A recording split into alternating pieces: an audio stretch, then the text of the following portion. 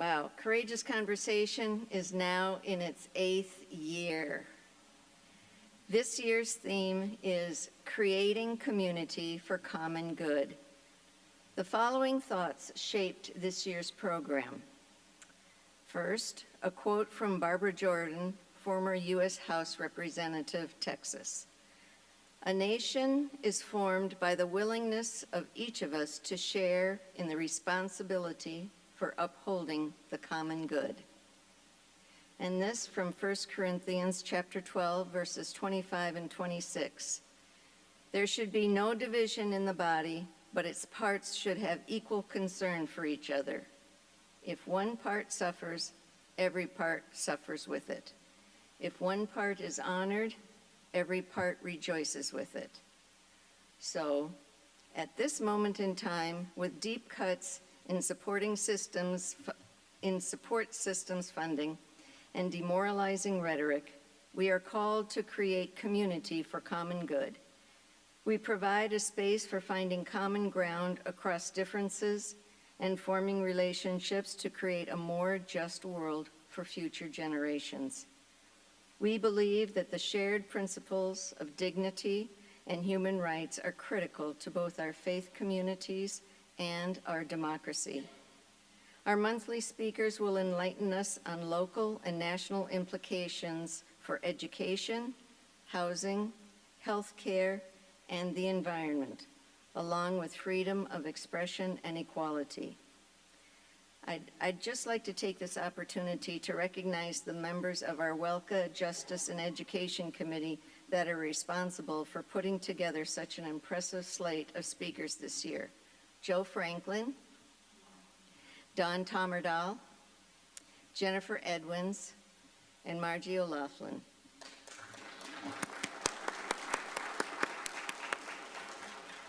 Tonight's program is being recorded for our Courageous Conversations Library of Speakers, which you can find on St. John's website. And now I would like to call on Julie Zdenek, who will lead us in the invocation with Rhonda Reese as accompanist.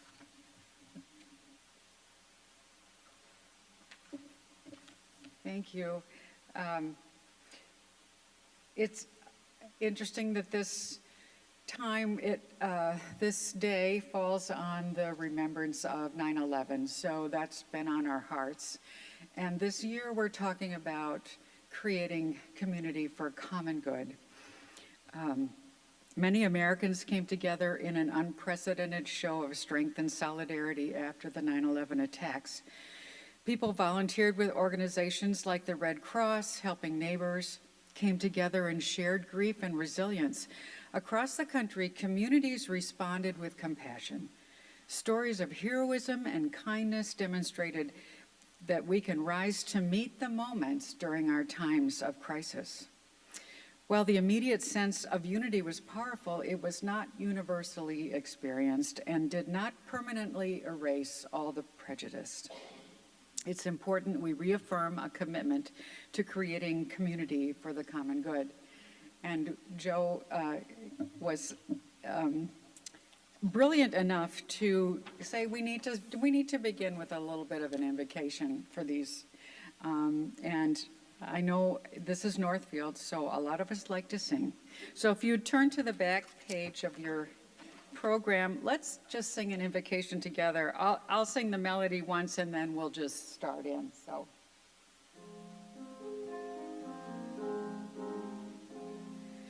Plead for the peace of all creation.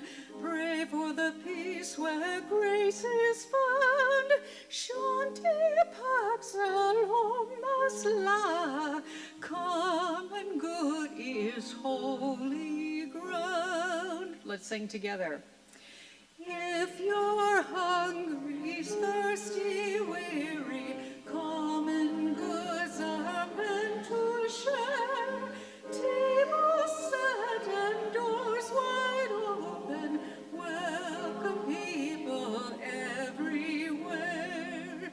Plead for the peace of all creation. Pray for the peace where grace is found. Shanti pax shalom asla.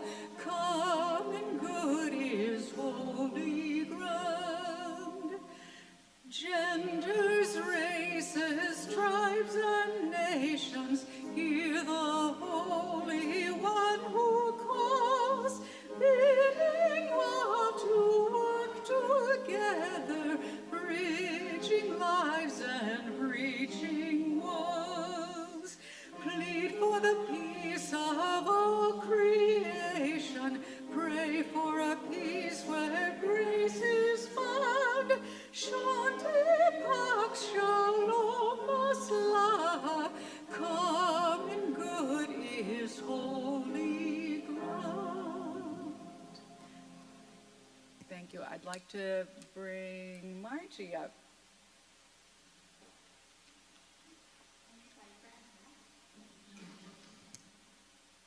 Oh, welcome everyone. It's really lovely to look out and see several new faces as well as several familiar ones.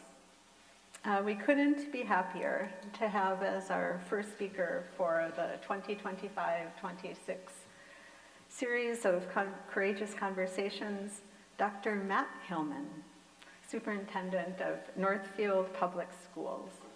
I understand that at least 2 people in the room had the pleasure of hearing Matt speak this afternoon for Rotary, right? Was anyone else there besides Mary Ellen and Susan? And Steve was there. Okay. Yeah, Mark was there, but he gave her all the notes, right? He's very studious. I suspect many of you are familiar with Matt's dedication and long career here in Northfield. But for those of you who may not know, Matt was chosen as Minnesota's Superintendent of the Year in 2023 by the Minnesota Association of School Administrators, among... Thank you. Key reasons for his selection included his commitment to closing achievement gaps, raising grade level reading proficiency, increasing participation in early childhood education, and his work with traditionally marginalized parts of the community. Does everybody notice that it looks a little different here tonight? No PowerPoint presentation and no standing behind the podium. Our hope for this evening is to get to know Dr. Hillman better, not just as a leader in education, but also as a person and as a community member. And toward that end, we thought it would just be a bit more personable to set this up as a conversation. So I will be asking Matt 4 questions. He will respond. And in between each question, there will be a time for what Matt tells me they call at school district meetings, a turn and talk. That will, of course, happen with neighbors at your table. And as those of you who have been in the hall before know, the acoustics can be a little challenging, so you'll just have to work it out. But if there are 4 at your table, maybe just 2 converse, you'll find your way. We'll give you 3 or 4 minutes, something like that, to talk. And if something has bubbled up in your conversation that is a connector with what Dr. Hillman has just talked about, you can step up to the mic here in the center of the room and we'll have time to take a handful of those questions before we move on. Are we ready to begin? My reputation precedes me that you've given me a time limit on the responses. Well, Someone told you something, clearly. I don't know how long this will take because this is a different format for us, but I do promise that we will be done by 8:30 because that's kind of late for some of us. Me included, Yeah. yes.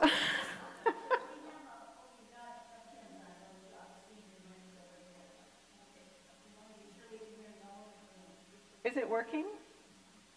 It's working. Okay, I don't have to break into my Frank Sinatra routine, do I? not yet. Okay, all right, good. Just Save checking. it. So Matt, I've always wondered if people who excel at their work are born or made. And I'd be curious if you could describe for us your journey to becoming a leader in the field of education. Where did you come from? How did you get here? And what influenced your educator's heart along the way? Yeah, well, first of all, thanks for having me here tonight. Just really appreciate seeing all of you. I really value being in this space and really appreciate that all of you come out for a discussion like this about public education. I think it's so important. And I do think that origin stories are really important, and I'm always happy to share mine. So I grew up in upstate New York, in a town in western New York State called Watkins Glen. It's in the Finger Lakes region of New York State. My dad grew up just outside of Albany, New York. He grew up on a dairy farm. And my mom grew up right here in Roseville, Minnesota. She was the oldest of 8. And I just tell people, all you need to know is the late 60s. And a week from tomorrow, they will celebrate 56 years of marriage. And they knew each other for less than 6 weeks from the time they met to the time they were married. And just to clear anything up, I didn't come until 2 years later, so just to be very clear. But they met at what's called the Fresh Air Fund camp, which is in upstate New York, just outside of New York City. And the Fresh Air Fund is a group of New York City socialites who want to give urban youth a country experience. And my dad was going to Cornell University. I'll talk a little bit about that later in terms of the marginalized community part that's so important to me. And my mom got a job there as a counselor. She was just trying to get out of Minnesota after high school, and she got this job as a counselor, and they met. And again, 56 years later, it seems to have worked out pretty well. My dad spent over 30 years as a county 4-H agent. So I grew up knowing the 4-H pledge, attending all sorts of meetings with my dad at night, the youth fair meetings and all sorts of things. In fact, my dad is completely convinced that the 4-H public speaking course is the key to the success that I have had, and he's probably not wrong. So I grew up just around people. I grew up around education. I grew up around enjoying school, always loving school, but then getting this real opportunity for this hands-on experiential education that is 4-H. And just really enjoyed it. I remember learning parliamentary procedure in the 3rd grade because I was my 4-H club secretary. That was probably my first leadership position, and just found that I had a knack for it. And so throughout the years, I was president of the student council in high school, and just at every step that I've been, I've found that my contribution could be to help the greater organization be better. So we talked about we have a shared background as journalists. So when I was in high school, I got a chance to work for the Star Gazette in Elmira, New York. They had this really cool Explorer post, Boy Scout Explorer post, which was kind of a thing with my dad being 4-H and Scouts, all that kind of friction. But they were, what it was local high school youth who wrote a weekly sports page about local youth athletics. So think about having someone from our high school cover the Northfield Youth Baseball Association. That was what it was. We won a national award, and I wanted to be a sports journalist. So what better place than New York City? So I went to the real St. John's in Queens, New York, not that fake one up in Collegeville. That joke goes over well in Northfield, not very many other places in Minnesota. So I went there. The program was started by, they had hired a Los Angeles Times editor and a New York Times editor to start this program at St. John's. And St. John's is in Queens, the most diverse county in the country. To this day, it's where most immigrants actually settle when they first come through New York City. So it was a great experience at St. John's. I took some journalism classes, and then I got a job. One of my fraternity brothers' moms worked for the YMCA, and they got us after-school jobs in a YMCA program. And it was a neighborhood that New York City is a city of neighborhoods, and on one side of the street was a very traditional black neighborhood. And on the other side of the street was a very traditional Italian-American neighborhood. And there had been some friction in this community, so their theory of action was to bring the kids together for these after-school programs. And it was at that moment that I realized, this being the heart of an educator, I realized that, to be a great sports journalist, I was going to have to point out people's flaws.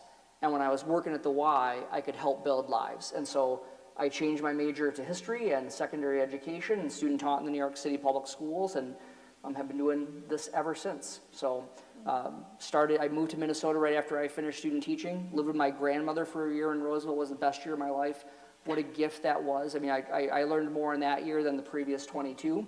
Then I got a job in the little town of Madelia in the southwest part of the state. I was a social studies teacher, but there was a guy who got a job there as a Phi Ed teacher and a basketball coach, and I had typed my substitute notes for him when I was subbing in the Twin Cities, and he called me and said, "Hillman, I need an assistant basketball coach, but all they've got open is a computer teaching job. Do you think you could do that? You used to type your sub notes."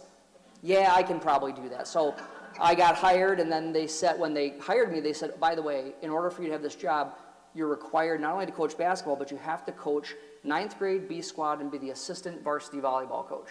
Oh my goodness. And you start on Monday," and this was Thursday. So went to Madelia, was there for 8 years in a variety of capacities, computer education teacher, director of technology, part-time small district, so I taught everything from 4th grade keyboarding to senior high computer programming. My wife, Mary, and I met there as first-year teachers, and were married just a couple of years later. We were there for 8 years, and then wanted to get closer to Mary's mom, who was living in Eden Prairie. Her father had died when we had just gotten married, And we had 2 little ones, Jackson and Grace were born when we lived in Medelia, and so went to Belle Plaine as the director of technology, was that for 2 years, and then the superintendent had seen some positive leadership in me, and I became a principal, so I was a dean and a principal at the junior high level, and then at an early childhood, that was my love of early childhood, when I opened a pre-K2 building as the principal. It was one of the best experiences that you can ever have, and you can never explain to people well enough how one 5-year-old can disrupt an entire building of adults, right? So that was a great learning. And then 16 years ago, in 2009, I had a call from someone who I knew who worked in this district, and they said, Matt, I know you've always been interested in district level leadership.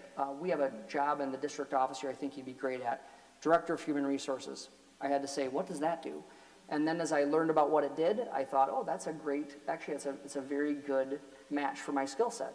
So that's the job I took, and my good friend, my dear friend, Chris Richardson, when he offered me the job, he said, oh, by the way, we also need a director of technology, and I want you to do that job too, and the pay is the same. Yes, Chris, no problem. So did that for a few years. We reorganized the district office, and Chris asked me to be the director of administrative services, so I oversaw all the back office functions, which was great because I had been a teacher, so I got to learn a lot about buildings and grounds and child nutrition, all those parts, and then this is my 10th year as superintendent. So I think just along the way, I've been very blessed that people have seen leadership capacity in me, the ability to rally other people around a vision and something that inspires them. And that's what I really get excited about, is when we can help other people achieve, be the best versions of themselves. Thank you very much. All right, it's about maybe 5.5 minutes, so I'll make up the time. Do you still remember the 4-H pledge? I pledge my head to clearer thinking, my heart to greater loyalty, my hands to larger service, my health to better living for my club, my community, my country, and my world. Thank you very much. And more importantly, the 4-H motto, which is, does anybody know? The 4-H motto, to make the best better. And we'll talk about that a little bit later in one of the other questions. Mm-hmm. So it wasn't exactly a straight path to becoming Was not. Northfield Public School Superintendent. It's time for a turn and talk with your table mates. Was there anything that surprised you about Dr. Hillman's, you called it an origin story? An origin story, yes. That's nice. Does it stir any thoughts in your mind about how you went from there to here? And is there something you'd still like to ask Dr. Hillman after you finish talking with your neighbor? You can have 3 or 4 minutes to have at it. Thank you.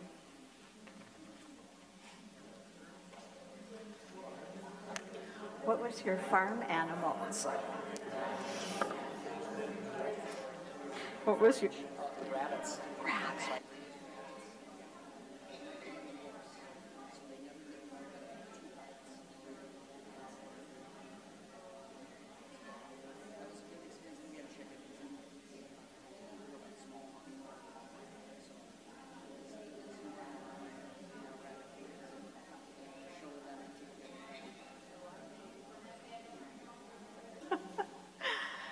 Did anything bubble up? Does anyone feel compelled to ask a question from our center mic here?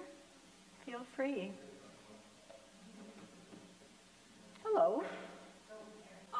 One of the things that really struck me was the power of community and the authenticity and the dynamic you were raised in, and with its values, its communities, its norms, that you could remember the 4-H motto, etc.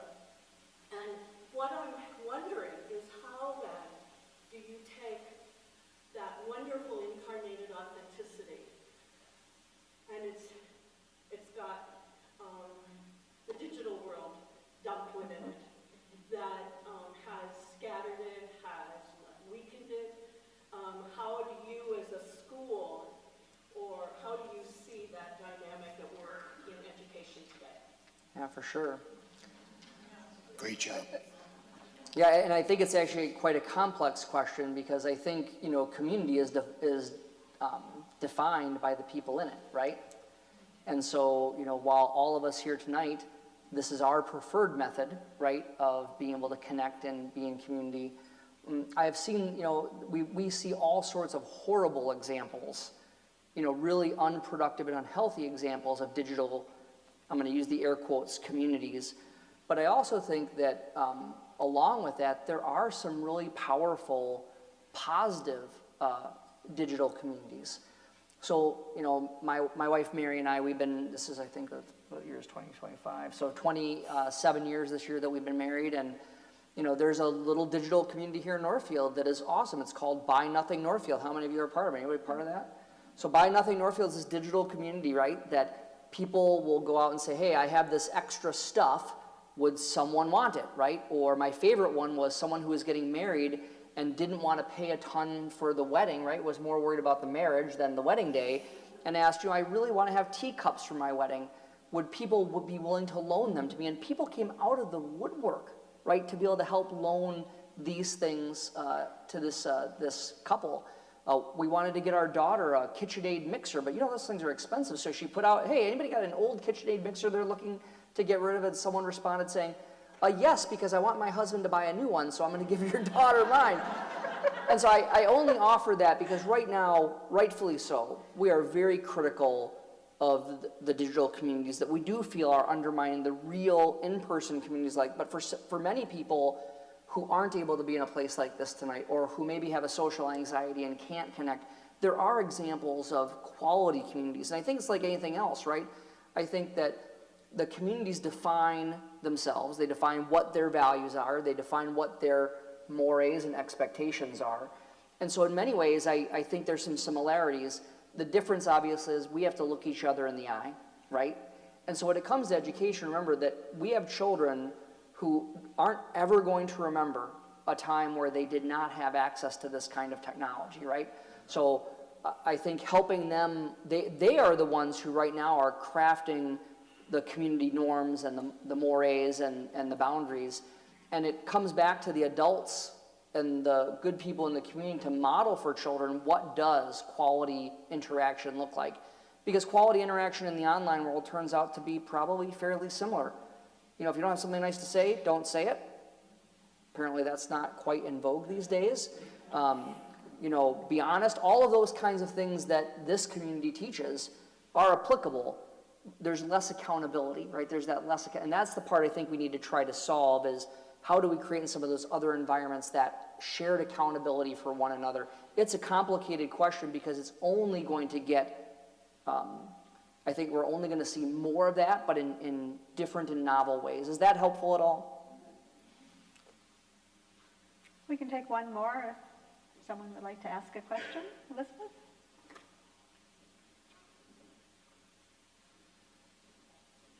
As you're talking in your origin story, the question came up, how did you happen to pursue and, of course, achieve your doctorate? What led to that?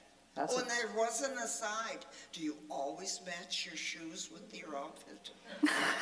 Well, as many people know, I'm on the cutting edge of fashion, but actually I'm just always on brand, so I'm using the appropriate maroon. These are not cardinal, Mr. Quinnell, but they are maroon, right? And it does match. So, you know, it is interesting.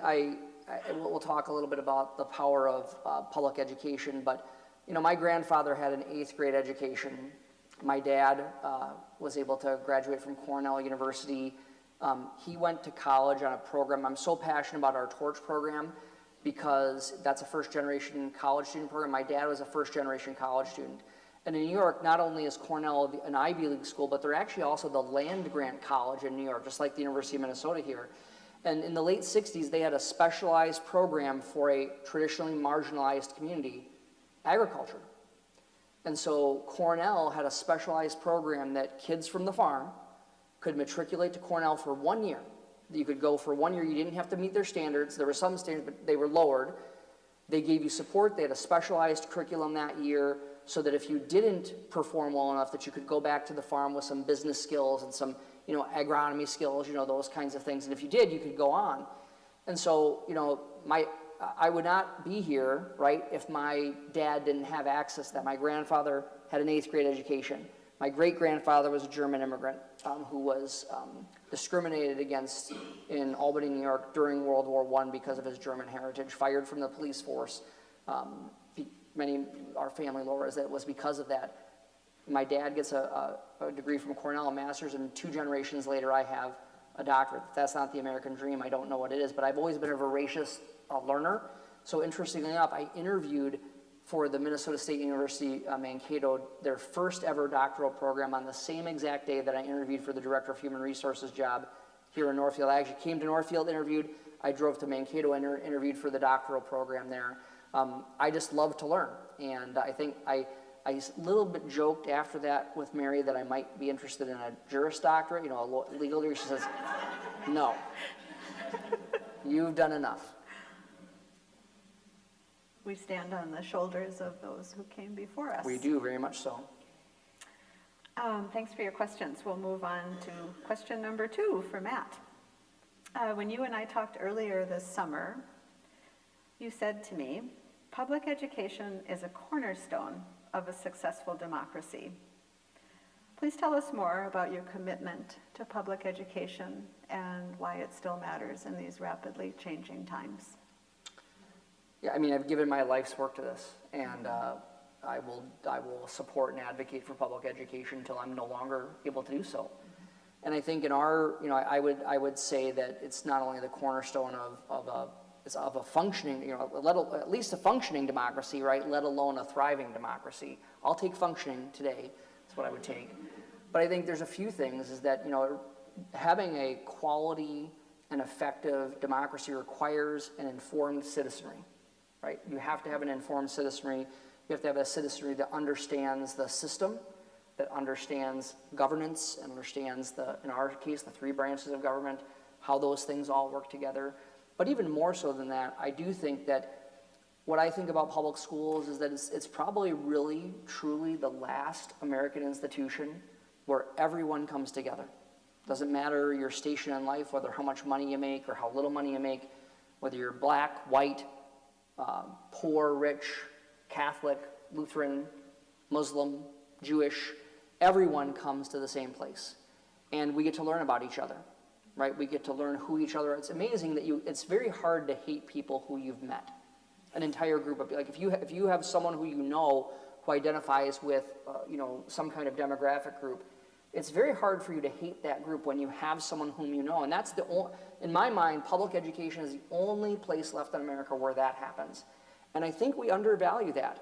I think we undervalue the simplicity of being together, learning from each other, understand that someone might practice something differently than I do, but at the end of the day, we still want to go home and just be, right? We just want to be able to make it through the day and journey on this earth in a way that makes a difference for those around us. I think that might be the most important piece. Now, then we have to have a discussion about the purpose of public education, right? If we agree that public education is essential in a democracy, then we have to decide, okay, when we have people together, what is the piece that we want to do there?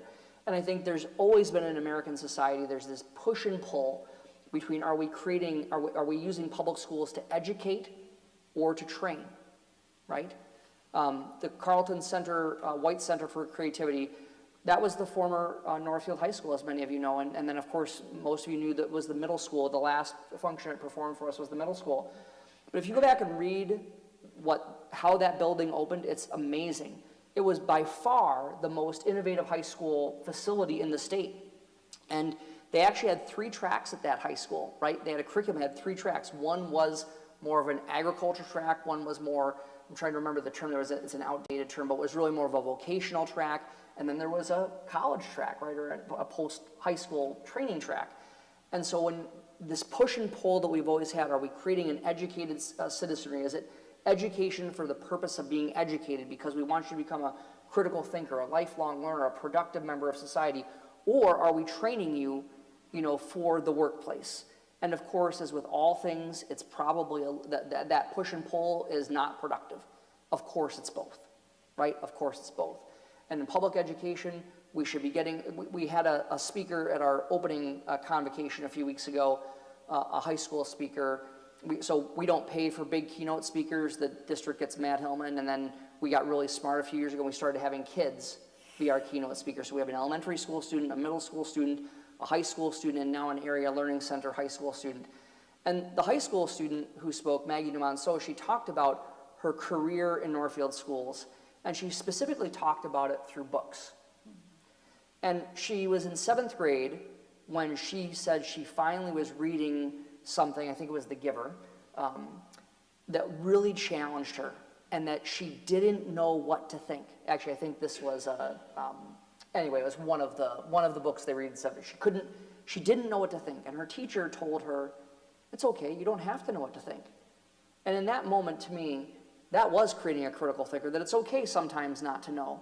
And I think that that's part of what we're trying to create, critical thinkers who are able to wrestle and rest with discomfort, right? Who work through intellectual problems as they move ahead. And at the same time, we're also trying to give people a chance to have productive, marketable skills if their pathway is to go right into the workforce, right? And so it is a yes and in that part.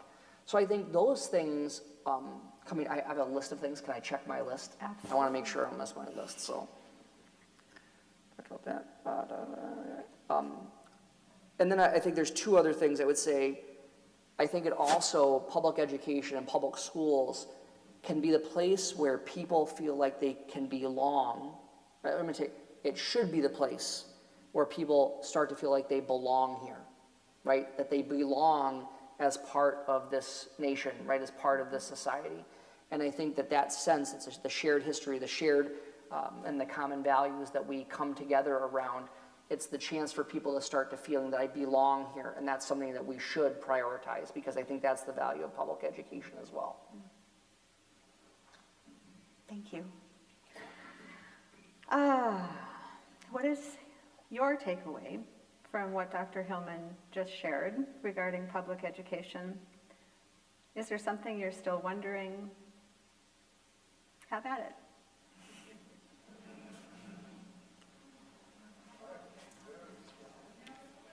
This is about the right amount of response time. It's just great. Yeah.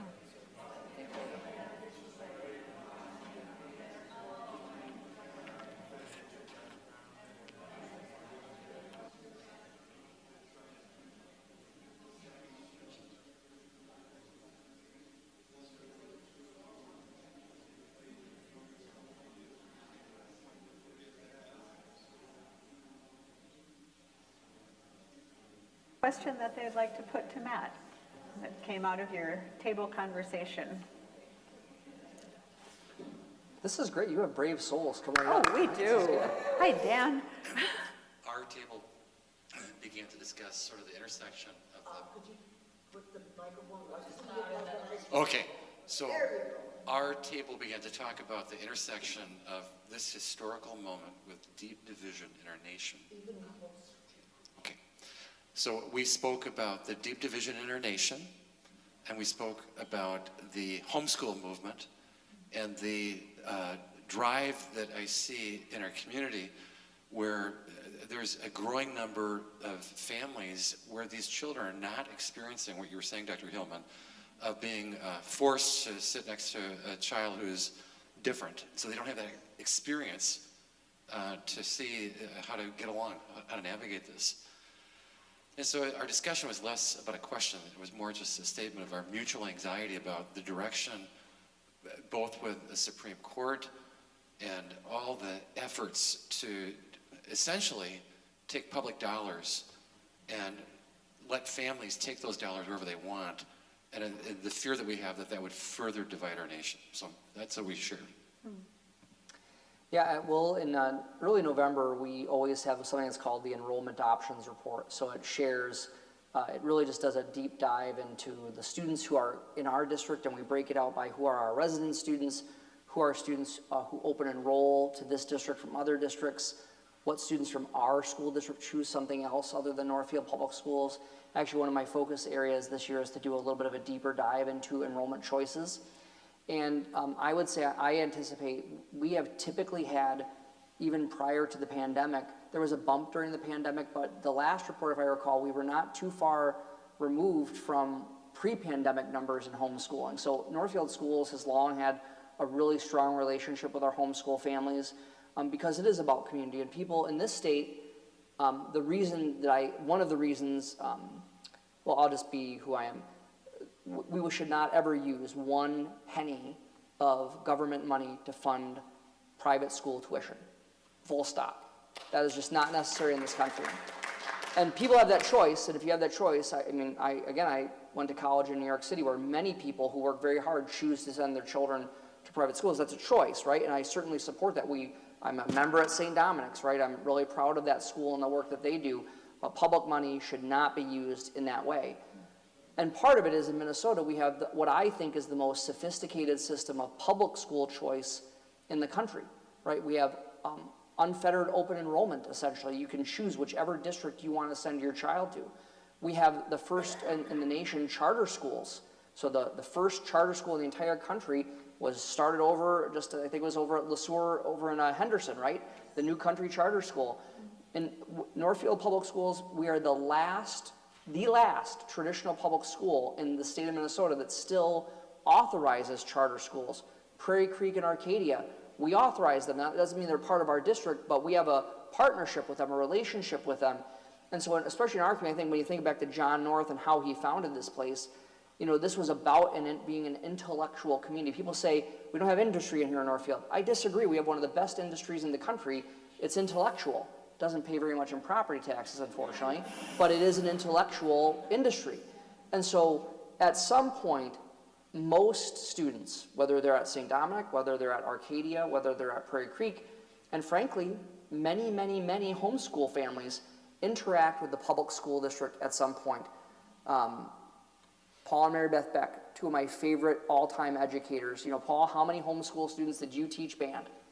Quite a few, right, over time. And so we have a shared time agreement where students can come and take a couple of classes, and many times we will see, especially as kids get to high school, homeschool families who have their kids start out with just the policy says they cannot take up to 2 classes, there's some other rules around it, and then many times they're with us full time after that, right? So I think in times of division, I think it's about trying to respect other people's choices that within this system and how they get there.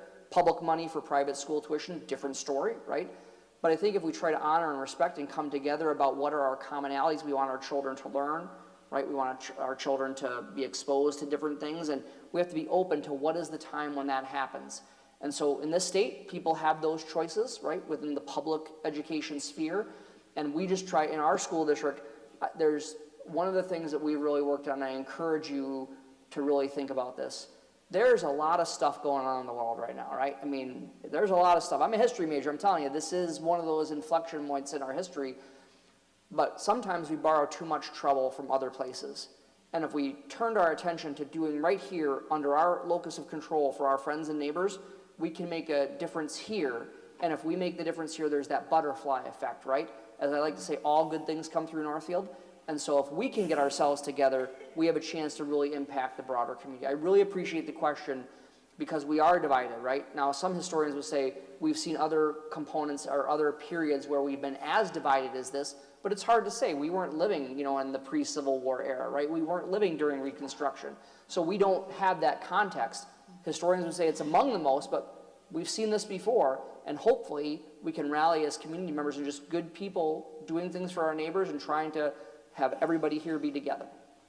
Thanks for bringing the question up.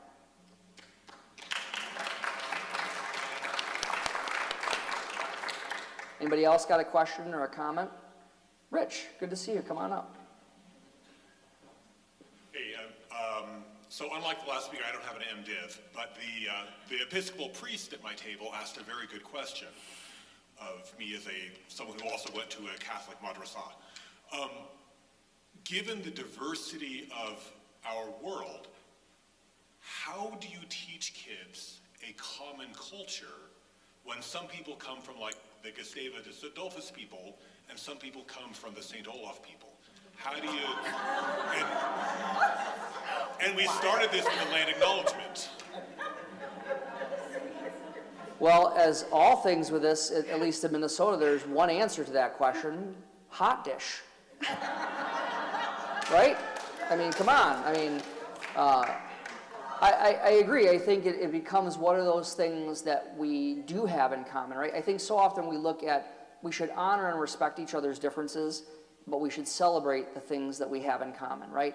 And so in all societies, there are things that we do have in common. Food can be one of them, and people who come here from different cultures, they bring their, what they brought from their homeland here, and we all start to benefit from that. When you look at the NFL football ratings, a lot of people in this room are still Minnesota Vikings fans, right? Some of you are Packer fans, and we'll let that slide for today. But the point is, there are those things that we can rally around in society. Now, I do think we have fewer of those. This goes back to the first question about the digital impact. And I think one of the things, the shared pieces of most people in this room probably remember watching the last episode of MASH. Everyone remember that? Or the last episode of Cheers, right? When there were only 3 channels, right? You know, there was a shared culture around what did we watch on TV, right? You know, or what magazines were we reading? And now, I think one of the challenging impacts of the digital component of society, even more so some of the community pieces, is that now, since we get to pick everything on our own, we get to pick exactly what music that we listen to, we get in what order, right? That was never the case when I was a kid, right? You're waiting for that song to come on and hit record on your tape recorder, and TV, right? You know, all the different things that we all had to be. Now we get to pick our own shows, when we watch them, where we watch them, who we watch them with. We just don't have some of that. That part, I think, is something that we've lost that does impact that ability for us to have that shared culture, and yet I think that we don't understand the kids today. They've got their own thing, right? I mean, and whether we can say, well, we like it or not, I'm going to tell you our parents didn't like the stuff that brought us together, right?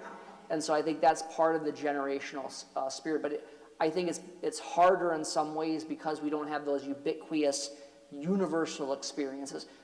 As a New Yorker, today is a very hard day yet, right? My college at St. John's in Queens, so many of our alumni died 24 years ago on that fateful day, that they were able to secure some of the iron from the World Trade Center to be able to fashion a very small cross that hangs. It doesn't hang, it's part of a display in the church on campus. And, you know, I think that 9/11 was probably the last time that I felt that we had this universal American piece in a lot of ways. Of course, that's not completely true for everyone, right? We're speaking generalities, but what a horrible way to get it, right? The 1980 hockey team. You know, you think of some of those things that we all felt that was kindred to us. I think we have a little bit less of that for people my age, but I actually think there might be just as much of it with kids, but it's just in a very different way. TikTok apparently is the deal. Who knew, right? K-pop something or other, something like that I've heard too. Corey? Yes, that's exactly what I've heard. And I've heard that some parents aren't always that thrilled with the singing on that, so. Yeah. Let's move on to the next question. You got it. You are entering your 10th year as superintendent of Northfield Public Schools, and the last decade, from an observer's point of view, has brought unimaginable challenges to the field of education. I read your LinkedIn profile, and you described yourself as educator, amateur philosopher, eternal student, and radical optimist. How do you stay positive in the face of these often overwhelming challenges? Yeah, there's going to be 3 or 4 things I'll go down the road with here. One of which is I think that we all have choice. Right? I'm not going to get into my faith background, but I do believe in free will, and I believe that we all have a choice. And I'm positive because I've decided to be positive. And I think so many people forget that we actually own the ability to make those decisions for ourselves, regardless of the circumstances. We don't get to control the circumstances, but we get to control how we react to them. So there's a few things that I would share. I'll start with something that is, if anybody's ever read a book that I really like, Jim Collins, Good to Great. Anybody ever read that book? It was a business book.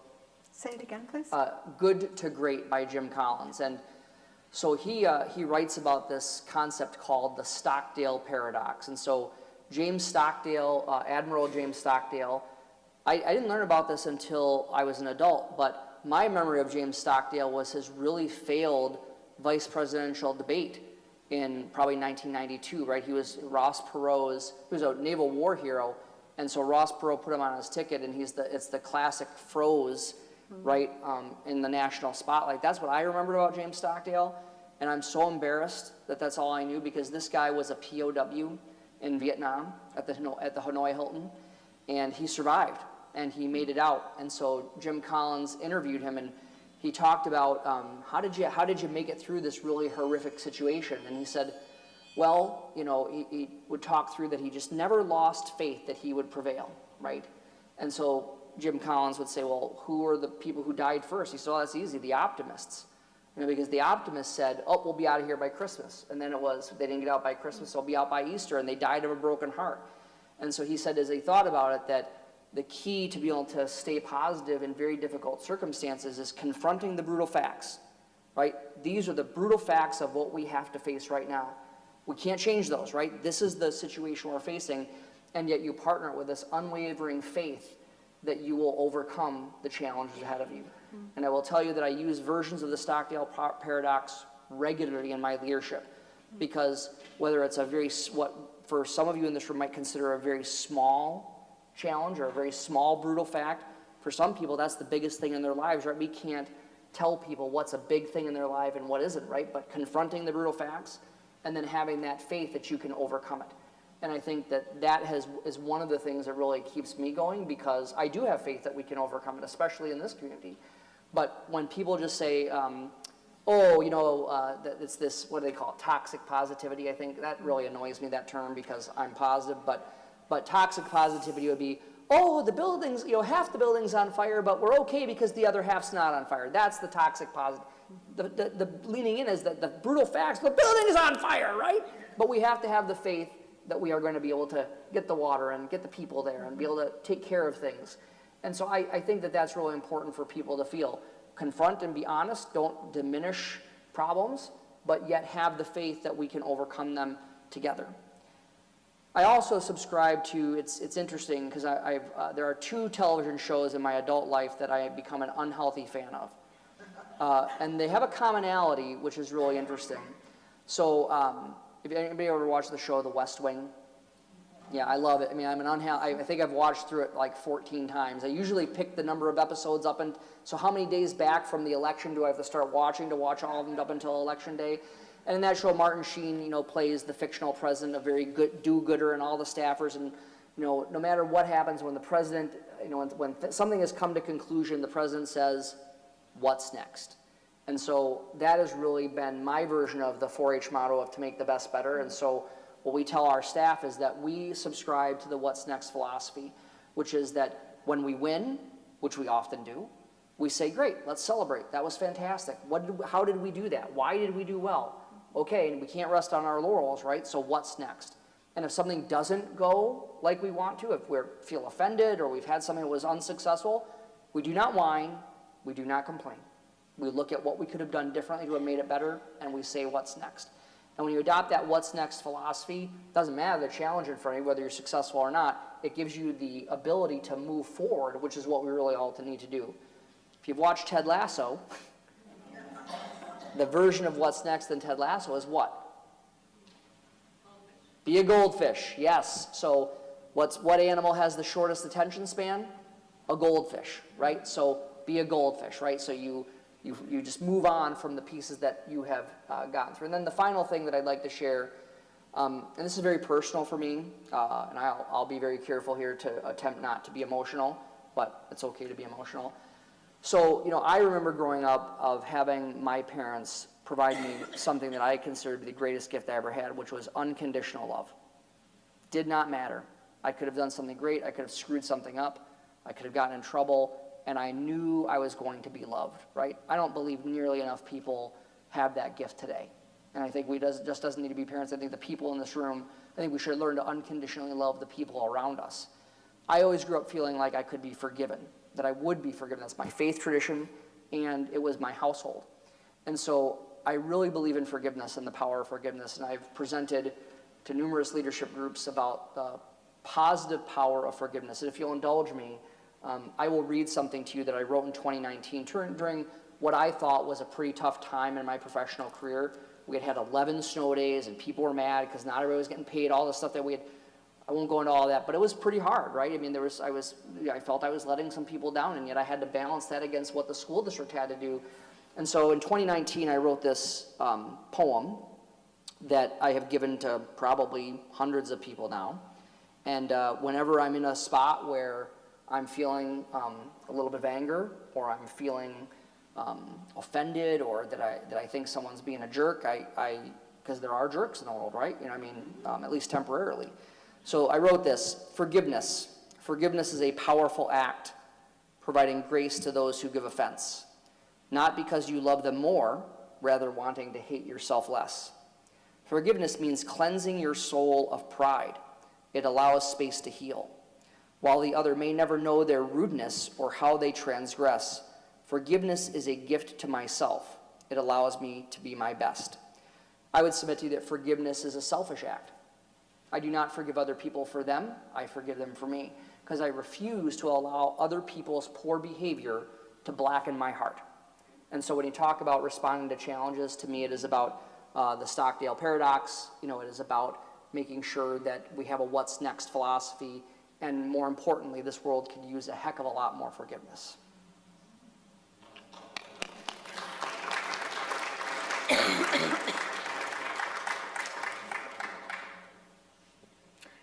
Sorry, I'm about to have a major coughing fit. Do Dr. Hillman's comments raise a question that you'd like to share either with your table mates or with Dr. Hillman in a few moments? And what brings you hope in your own life in the times in which we're living? I'll give you a few minutes.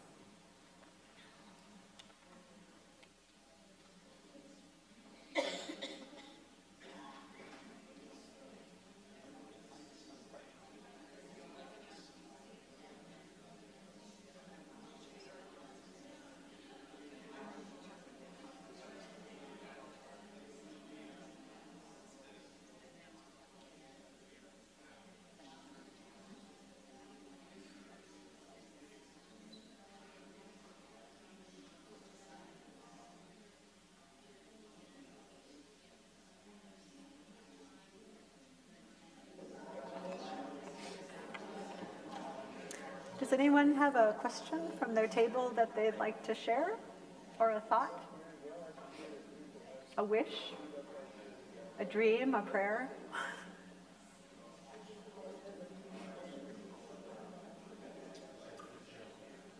Go ahead.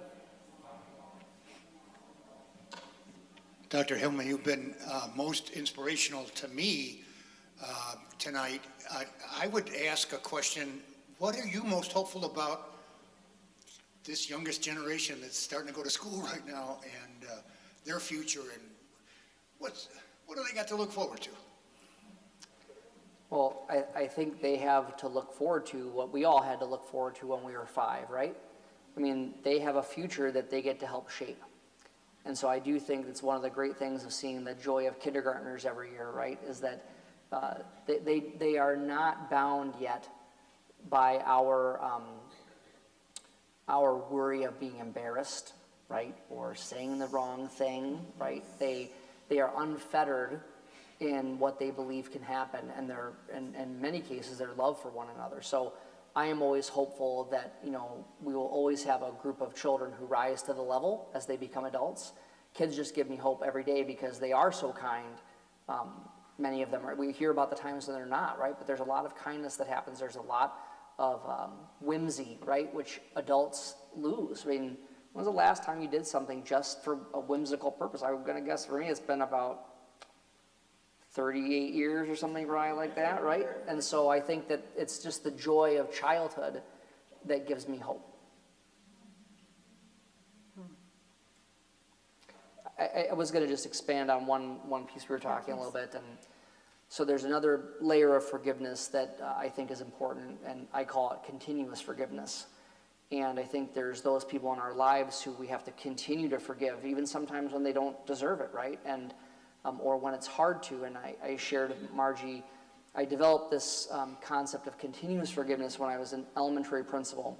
And the first day of school, the special education teacher came in from the cafeteria and said, I don't know how we didn't catch this one, but we got a live one here, right? Under the table, on top of the table. This little dude's about as wide as he is tall, and just a delightful little dude, but no impulse control, right? And so one day I get down, I crouch down right in front of him. I say, good morning, buddy. How are you today? And he gets this huge smile on his face. and he hauls back and he punches me so hard right in the nose, and it hurt, right? And I was in bed, my eyes started to water because I was surprised, and I fell back, and this is parent drop-off time, right? So I felt really embarrassed. I was pretty angry, and I walked into my office and I shut the door, and I just collected myself. And then I thought for a moment that, my goodness, if the principal of this school cannot give this kid a clean slate, it's not his fault, it's clear he has a disability, right? He just hadn't learned how to do school yet. If the principal won't give him a fair chance, a clean slate every day, what chance does he have with anybody else? Turns out that this philosophy is also really good with adults. And I think sometimes people pashad forgiveness because they believe it's an abdication of accountability. I could not disagree more. To me, forgiveness is the ultimate accountability, and you can hold someone to account and forgive them at the same time. I've had to walk employees out of the district. I can forgive them for their action that caused that and still hold them accountable in that way, if that makes sense. So I think that there's this piece of that forgiveness is this one-time thing, but I am grateful that I have people in my life who forgive me continuously because I certainly need it, and I think probably all of us do. And I do think that that is something that can help us get through challenging times. Last question. Oh, sorry. Question. Retired educator, 40-plus years. So, yeah. Would you like the sub? We've got some No. openings. Okay, just check. Special ed. Okay. So we talked a little bit about shared values, and back in the day, we had values clarification exercises. So when you say what's next, you know, obviously AI is one of those things that's what's next. And so how do we have a framework for judging how to implement these new what's next things and move forward with intention and shared values? Is that too tough? No, it's Okay. a, but I really appreciate that question because I think there's only one thing that I know about artificial intelligence right now is that no one knows what they're talking about, right? People think they know what they're talking about, but not even the people who wrote the software can actually tell you how it works. Kind of frightening a little bit, right? It is a fascinating topic. You know, something, I think of the wonder of certain things. I wonder when humans discovered fire, right? And how that changed society. And when I asked my grandfather in his almost 100 years, what was the most impactful change in tech, for him it was clear, he had no question, it was the automobile, right? He was born in, 1910 or something like that. And he was like, that was the biggest, the biggest piece of technology for him. So I think every generation, has that disruptive technology in some way, shape, or form. And I think society works to sort itself. Now, and I think that as sometimes we feel both the, there's the super positive parts of artificial intelligence. If you've not seen what Mayo Clinic is doing with this, you should look it up. They have scanned in every image that they've ever taken, going all the way back to the Mayo brothers. You think of an X-ray or an image that they've taken. What was the diagnosis? What was the way that they treated it? And now they've put that all into an AI database that they can now upload the new image and say, what does this image look like? What's the best treatments for it? That's changing humanity in I think, a positive way. And then we know on the other end of it, you saw this horrific fake video that purported to be Amy Klobuchar, right? So you have this, it is like all human things, right? There's the wrestling match between good and evil, right? And every tool that can be used for good can also be used for evil. And what are the rules? We don't know what the rules are yet because this one's moving pretty quickly. So this is it's both a part, I think there's several things. I think there's a philosophical perspective that people don't like to talk about philosophy, but that's really important in actually creating those shared values and rules. Then there needs to be guardrails, right, and speed bumps, and that's where we need our elected officials to be able to step in, even if they don't understand all of it yet. We need to have some of these kinds of guardrails. This one's more difficult than others. This is not just about, think about when automobiles, if you see some of the pictures from when automobiles first really became ubiquitous in large cities, there were no stop signs, right? There was no traffic control, and you can see photos of just complete jumbled messes, which is I kind of feel like sometimes it is right now. And then we got smarter, and we said, well, maybe we should tell people to stop at certain points. Maybe we should have a speed limit. And reasonable people come to what are those conditions that we could try to control it. This is different, right? Because it's not, it's Tom Friedman last weekend in the New York Times called AI vapor, that it's going to seep into every part of society very quickly. And so I think the people in this room, right, we need to think about what is it, right? What are the things that our elected officials should set up the guardrails? How do we help people? Some of this is about integrity, right? If the biggest worry about people with AI is high school students cheating, news alert, kids have been cheating forever. One of my favorite stories is probably the most scandalous thing that has happened, top 5 in the Northfield School District history, is in the early 1900s, 24 students in this district were held accountable, disciplined, suspended, a number of other things, for a massive cheating scam. And they used the latest technology to do it, an automobile. Student who had an automobile drove to Cannon Falls, and they stole the state tests out of the superintendent's office. And then they sold them. I have read the original school board minutes. From back then, there were no data privacy laws, right? So they listed the kids right and I know exactly where the book is in our archives. So my point is that every generation faces these, right? AI right now in education, the biggest thing is they're gonna cheat, They have been cheating forever. We need to be able to ask better questions. We need to get them to show us what they know in different ways. And isn't that part of the push and pull of youth and adults, right? And it's the rewired brain. It is the rewired brain, you bet, for sure. Is that helpful? Last question for Matt tonight. Are there ways that we as community members can engage with the work of Northfield Public Schools? And specifically, you mentioned Torch earlier in your comments. I think people would be real interested to learn more.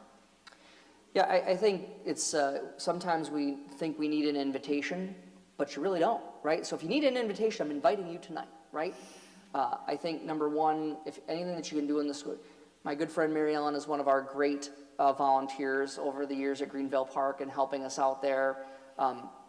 Choose to volunteer. We have a volunteer page on our website. If you want to, it's not always about helping a kid learn to read. Sometimes it's about shelving books, right? If you want to help substitute, even as a paraprofessional, we'll pay you to come and volunteer then, right? And that kind of thing. And so I think it's just about getting involved. And it's not just about getting involved in the school. We could have you volunteer. We could have you, sign up to run a community ed program. We could have you work in our ABE or adult basic education programs. You could be mentors to people. All of those. There's a number of great places in the community where you can become a mentor. Project Friendship. Things like all those kinds of opportunities are on our website. But I think it's even more basic than that, right? Like right in the houses of faith that you all attend that probably brought you here tonight, there's a kid that just needs someone to say hello to them, right? It's like, it doesn't need to be a formal, we're gonna have a 16-point plan. Turns out just greeting people by name and helping them know that you care about them is really important. So it's not just about Northfield Public Schools, right? There are volunteer opportunities, there's the opportunity to get involved in a number of things, but there's also tons of other places in this town where you can get involved. What we know from research is that kids need to have at least one adult outside their home who they feel is in their corner, right? Doesn't take 10, takes one. And my challenge to you is, which child are you that person for? Who are you doing that for? Not asking you to do 20, I'm asking you to get one. And that's doable, right? You can all do that in some way, shape, or form, and especially those who need it. So I think those are some things that are important. And then also something that you can do for Northfield Public Schools is we need to be strong advocates for public education, right? When we talk about strong advocacy for public education, I mean all of it. I mean the accountability. I welcome accountability, right? So I want accountability, most importantly from my friends and neighbors who are here tonight, but also from the state. We also just have to understand that we have been chronically underfunded for 30 years, right? So we do need more funding. Even in a time of austerity, public schools are not funded at the same rates that they were 30 years ago.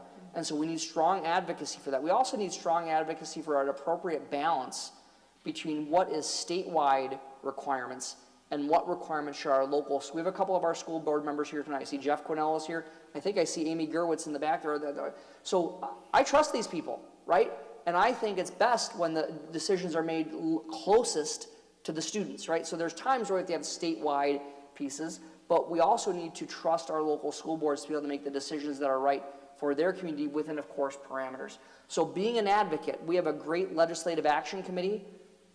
My friend Elizabeth is part of that, and we meet every other Saturday during the legislative session to give updates and to give people calls to action about how they can advocate for public schools, whether it be money, whether it be making sure that the regulations or the requirements make sense, and then just being someone who is positive in the life of a child. That could be through a volunteering in our school district, but there's all sorts of other places that you can do that. And I think we're afraid to do that anymore, right? Because when I grew up, I remember one time I'm walking home from playing basketball at the church playground, and it was a pretty busy street, you know, getting home, and I was bouncing my basketball down, and the neighbor stopped and told my dad this, right? He's like, you know, hey, he's doing this, and no one ever thought anything. My dad said, hey, don't be bouncing your basketball while you're coming home. That's dangerous. You know, Ted said you should stop that, and I agree with him. No one was angry with Ted for telling on me to my dad, but we've lost that. We don't want to say something because we're afraid we're going to be judged. But if you do it from love, I think it is a good place to be. So those are just a few of the things that you can do for us. Many more, but a few of the things you can do for us. Well, that's an outstanding place to finish, I think. I think so too. Let's give a round of applause to our excellent guests. Thank you so much.